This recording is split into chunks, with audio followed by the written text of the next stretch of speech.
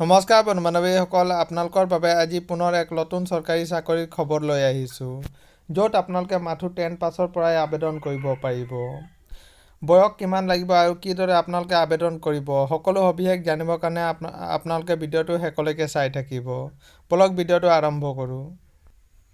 আপোনালোকে চাব পাৰে আপোনালোকৰ টোটেল ভেকেঞ্চি আছে 1603টা আপোনালোকৰ টোটেল ভেকেঞ্চি মুকলি কৰা হৈছে।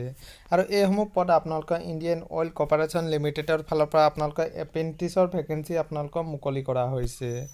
আৰু এইসমূহ পদৰ বাবে আপোনালোকে মাথো 10 পাছ লগতে আপোনালোকৰ ডিপ্ল'মা থাকিলে আপোনালোকে আবেদন কৰিব পাৰিব।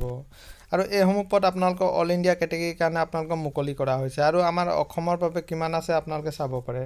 আমাৰ অসমৰ বাবে আপোনালোকৰ 96টা ভেকেঞ্চি আপোনালোকৰ মুকলি কৰা হৈছে। আৰু বয়স বিচৰা হৈছে আপোনালোকে চাব পাৰে 18 বছৰৰ পৰা আপোনালোকে 24 বছৰলৈকে আবেদন কৰিব পাৰিব জেনেৰেল কেটেগৰীয়ে।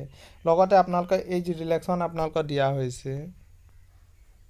আপোনালোকে চাব পাৰে আপোনালোকৰ কি পদ মুকলি কৰা হৈছে। আপোনালোকৰ বিভিন্ন ধৰণৰ পদ আপোনালোকৰ মুকলি কৰা হৈছে। ইয়াত আপোনালোকে চাব পাৰে আপোনালোকে ফিটাৰ, ইলেক্ট্ৰিচিয়ান, মেকানিকেল এই ধৰণৰ বিভিন্ন ধৰণৰ পদ আপোনালোকৰ মুকলি কৰা হৈছে, য'ত আপোনালোকে 10 পাছ লগতে ITI কৰা হ'লে আপোনালোকে আবেদন কৰিব পাৰিব।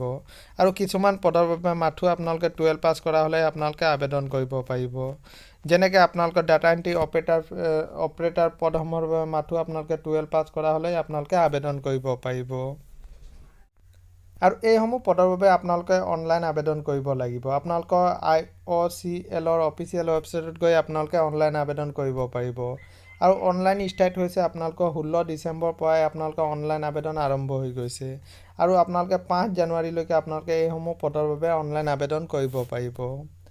এইটো আছিলে বন্ধু বান্ধৱীসকল এটা সৰু সুৰা ইনফৰ্মেশ্যন। সদায় এইদৰে জব নটিফিকেশ্যন পাই থাকিবৰ কাৰণে আমাৰ চেনেলটো ছাবস্ক্ৰাইব কৰি থ'ব। ধন্যবাদ।